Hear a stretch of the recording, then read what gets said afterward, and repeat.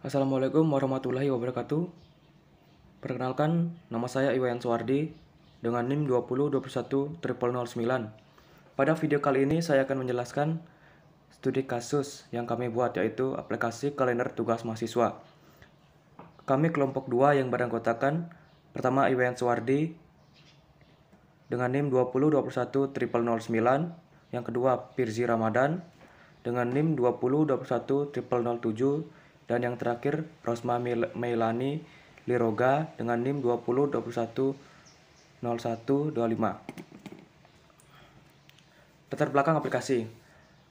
Aplikasi kalender tugas mahasiswa adalah aplikasi yang dibuat untuk mahasiswa. Tetapi aplikasi ini juga bisa digunakan masyarakat umum. Aplikasi kalender tugas mahasiswa ialah bentuk aplikasi yang berfungsi untuk mengingatkan para pengguna akan adanya tugas secara otomatis. Metode pengembangan.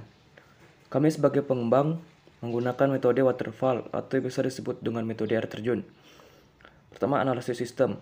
Pada tahap ini pengembang harus mengetahui seluruh informasi mengenai kebutuhan software seperti kegunaan software yang diinginkan oleh pengguna dan batasan software.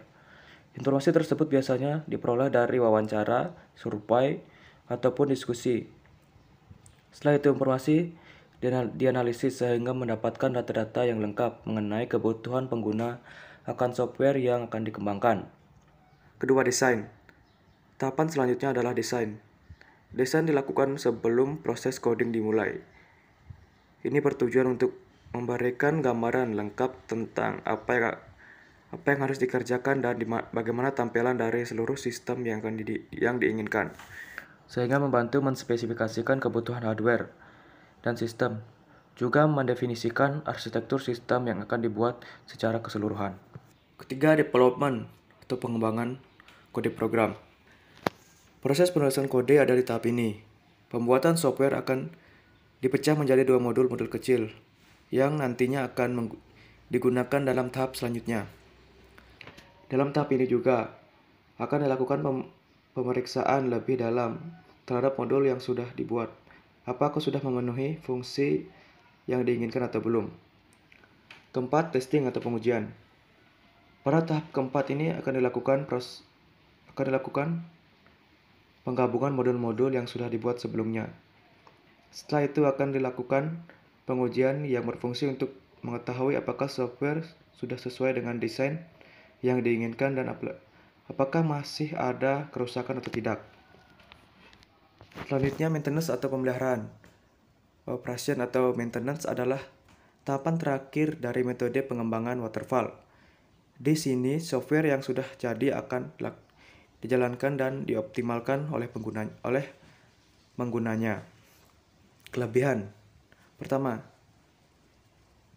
workflow yang jelas. Dengan menggunakan metode SDCL jenis ini, mempunyai rangkaian alur kerja sistem yang jelas dan terukur. Masing-masing tim memiliki tugas dan tanggung jawab sesuai dengan bidang keahliannya, serta menyelesaikan pekerjaan sesuai dengan alokasi waktu yang telah ditentukan sebelumnya. Kedua, hasil dokumentasi yang baik.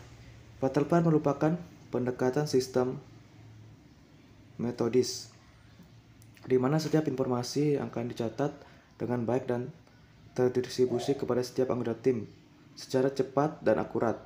Dengan adanya dokumen, maka pekerjaan dari setiap tim akan menjadi lebih mudah, serta mengikuti tiap arahan dari dokumen tersebut. Kelebihan yang ketiga adalah dapat menghemat biaya. Kelebihan yang selanjutnya tentu saja dari segi resource dan biaya yang dikeluarkan oleh suatu perusahaan dengan menggunakan metode ini.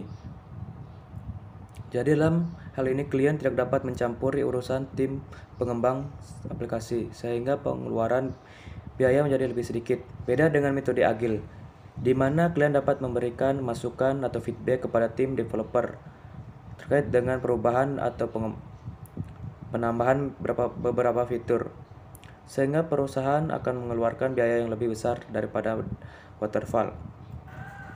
Selanjutnya digunakan untuk pengembangan software berskala besar. Metode ini dinilai sangat cocok untuk menjalankan pembuatan aplikasi berskala besar yang melibatkan banyak sumber daya manusia dan prosedur kerja yang kompleks. Akan tetapi, metode ini juga dapat digunakan untuk proyek berskala kecil dan menengah. Tentu saja disesuaikan dengan kondisi dan kebutuhan proyek yang diambil. Kekurangan. Pertama, membutuhkan tim yang solid. Untuk menggunakan metode SDLC ini, tentu saja membutuhkan dukungan dari setiap stakeholder yang ada. Setiap tim harus mempunyai kerjasama dan koordinasi yang baik. Dikarenakan apabila salah satu tim tidak dapat menjalankan tugas dengan semestinya, maka akan sangat berpengaruh terhadap alur kerja tim yang lain. Masih kurangnya fleksibilitas. Semua tim dituntut untuk bekerja sesuai dengan arahan dan petunjuk yang telah ditentukan di awal, sehingga kalian tidak dapat mengeluarkan pendapat atau feedback kepada tim pengembang. Kalian hanya dapat memberikan masukan pada tahap awal perancangan sistem perangkat lunak saja. Ketiga, tidak dapat melihat gambaran sistem dengan jelas. Dengan metode waterfall, customer tidak dapat melihat gambaran sistem secara jelas, berbeda dengan metode Agile, yang dapat dilihat dengan baik meskipun masih dalam proses pengembangan. Membutuhkan waktu yang lebih lama. Proses pengerjaan dengan menggunakan waterfall dibilang cukup lama dibandingkan dengan metode SDLC yang lain. Karena tahapan pengerjaan aplikasi yang dilakukan satu persatu membutuhkan membuat waktu yang dibutuhkan menjadi lebih lama. Sebagai contoh, tim development tidak bisa menjalankan proses coding jika tim desainer belum menampilkan tampilan desain dari aplikasi. Selanjutnya adalah diagram Cortex 0. Pada diagram Cortex 0 ini terdapat dua entitas dan satu proses. Pada entitas pertama memiliki dua data masuk atau input menuju ke proses, yaitu data pengguna dan data mata kuliah. Kemudian proses mengeluarkan suatu output menuju ke user, yaitu notifikasi. Kemudian pada entitas selanjutnya adalah pengembang. Pada entitas pengembang memiliki satu data masuk menuju ke proses, yaitu info user dan pengguna. Kemudian proses mengeluarkan satu output menuju pengembang, yaitu laporan data pengguna dan data mata kuliah. Selanjutnya ada diagram level 1.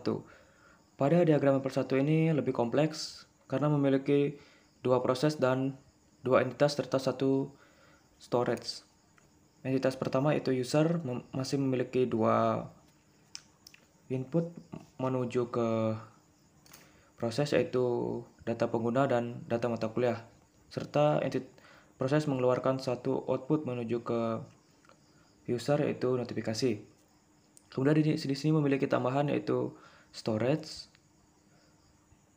atau aplikasi. Proses mengeluarkan satu output menuju ke storage, yaitu simpan data pengguna. Kemudian storage mengeluarkan satu input menuju ke proses, yaitu waktu pengiriman notifikasi. Selanjutnya entitas pertama atau entry data 1 mengirimkan satu output menuju laporan atau proses 2. Proses 2 memberikan output keluar menuju ke pengembang, yaitu info user atau pengguna. Kemudian pengembang memberikan satu data masuk menuju ke entry data atau proses, yaitu laporan data pengguna dan data mata kuliah. Kemudian selanjutnya ada diagram ERD. Pada entitas pertama atau admin terdapat atribut username dan proses. Kemudian dihubungkan dengan membuat menuju ke entitas selanjutnya, yaitu aplikasi. Pada aplikasi terdapat tiga atribut, yaitu notifikasi, tugas mahasiswa, dan login. Selanjutnya dihubungkan ke user di user terdapat 4 atribut, yaitu name, nama mahasiswa, mata kuliah, dan jurusan. Di sini terdapat 1 dan M. 1 itu mengartikan main, yaitu satu admin untuk satu aplikasi dan satu aplikasi untuk banyak user. Selanjutnya dia adalah diagram UML. Pada diagram ini kami hanya memakai dua aktor, yaitu admin dan user. Pada admin terdapat use case. Yang pertama adalah membuat pilihan jam pengingat, mengawasi data, maintenance system, mengelola data user, menambahkan pilihan mata kuliah, memasukkan pilihan jurusan. Kemudian pada aktor user terdapat use case memasukkan nama, memasukkan NIM, memilih jam pengingat, memasukkan jurusan, dan memasukkan mata kuliah. Kemudian terdapat use case login pada user dan manager sistem pada admin. Sebelum kita bisa melakukan aktivitas yang ada di sini, user harus login terlebih dahulu. Itulah sebabnya di sini login dihubungkan menuju ke entitas masukkan nama, memasukkan NIM, memilih jam pengingat, memasukkan jurusan, dan memasukkan mata kuliah itu dihubungkan dengan include. Selanjutnya, manager system juga dihubungkan dengan include karena admin harus login terlebih dahulu untuk bisa masuk ke menu manager system. Selanjutnya, kenapa mari manager system menuju ke membuat pilihan jam pengingat, memasukkan data, mengawasi data mahasiswa, maintenance sistem, mengolah user data, menambahkan pilihan jam mata kuliah, dan memasukkan pilihan jurusan itu extend, karena extend adalah kegiatan yang bisa dilakukan setelah kegiatan sebelumnya dilakukan. Selanjutnya ada frame atau kotak yang mengelilingi use case ini. Itu menandakan mana yang ada di dalam sistem dan mana yang ada di luar sistem. Baik, terima kasih. Sekian presentasi saya.